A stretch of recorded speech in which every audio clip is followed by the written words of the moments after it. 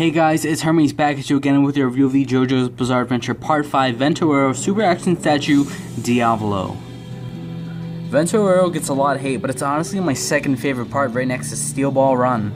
It's just a really good part. I like the heroes, I like the stand battles, I like the setting, and I especially like the villain, not only for his crazy, flamboyant, and colorful design, that's actually a little creepy, but I like his personality, or his two personalities, and his motivation, and just everything about him. So that's why I have a figure of him to show you guys right now. As you can see, he got his ankles showing through those nice bell-bottom jeans with some pearls right there. As with all Super Action Statue figures, there is shading across everything, making it look nice and realistic and beautiful.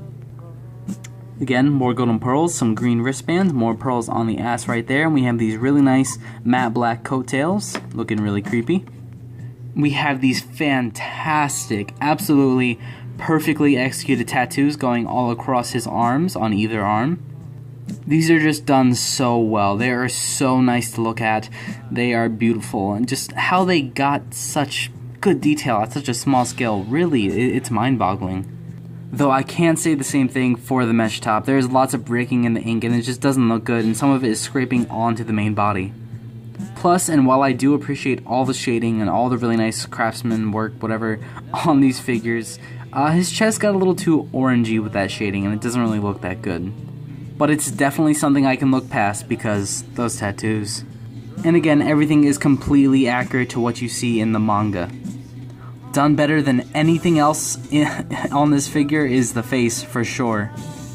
That purple lipstick, the eyelashes, the detail, the shading, the way his irises are, everything is just done absolutely perfectly. He looks so good, so handsome, but so scary, and it just captured Diavolo's entire personality perfectly.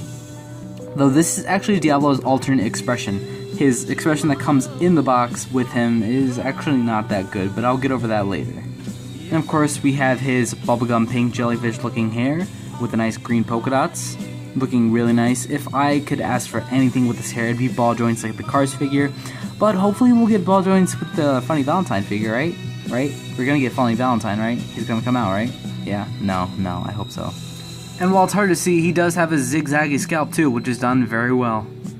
Diavolo's presentation could not have been done any better. The tattoos, the coloration, the shading, while it's a little messed up some places, it's very well done, and that face is absolutely astonishing. And I give all the credit to Rocky for that amazing design. It just fits so well in figure form. So without a doubt, even if this were a statue that couldn't pose, this would be a gorgeous figure and everyone would have their eyes on it. Now on to posability. His head can move that far down, that far up, side to side a little bit. He can turn like that. So pretty good articulation. His hand just fell off. Yeah, the hand joints, or the peg joints, are pretty loose, so just be careful about that. Yeah, I just really wish he had some ball joints in the hair because that looks a little weird. You have really nice shoulder joints right there.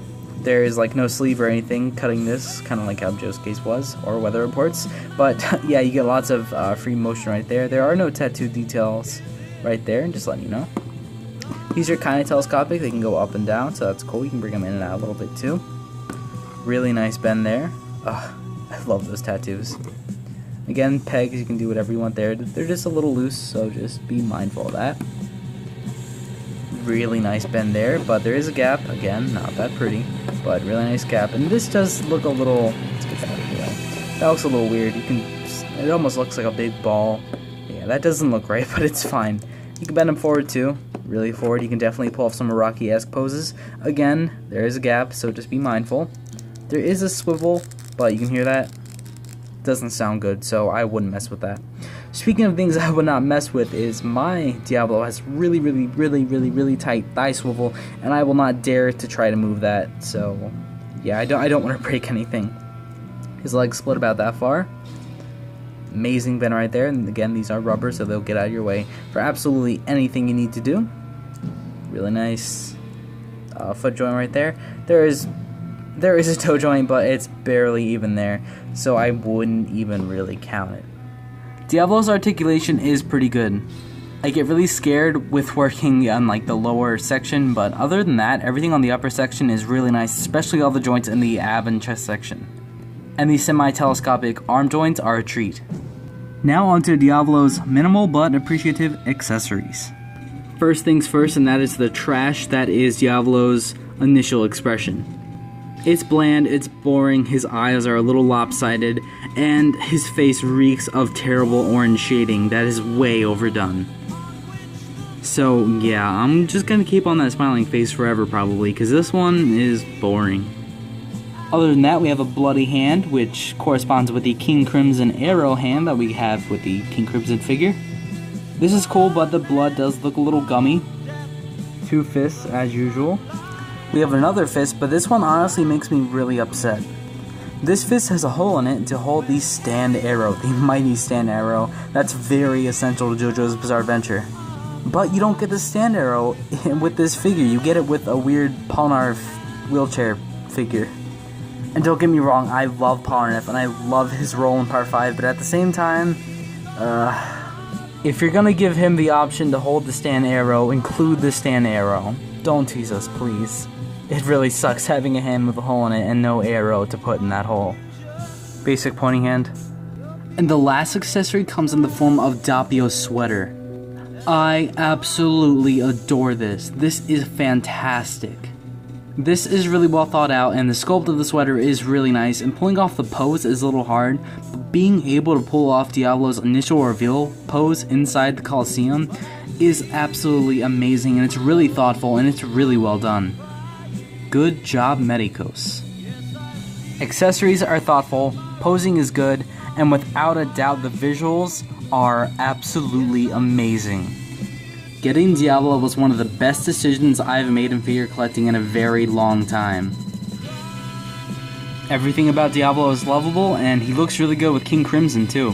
He's definitely one of the best figures I have ever gotten, and I totally recommend him for anyone who wants a flamboyant, schizophrenic man with like the best tattoos on a figure ever and a really, really good face sculpt. That's all from me for now. Get Diavolo. He is absolutely amazing. And a long time ago, I asked you guys, what would you do if you were able to stop time? That was supposed to introduce my next video, which was going to be of the world, and I never really got to it. So, next up, the world.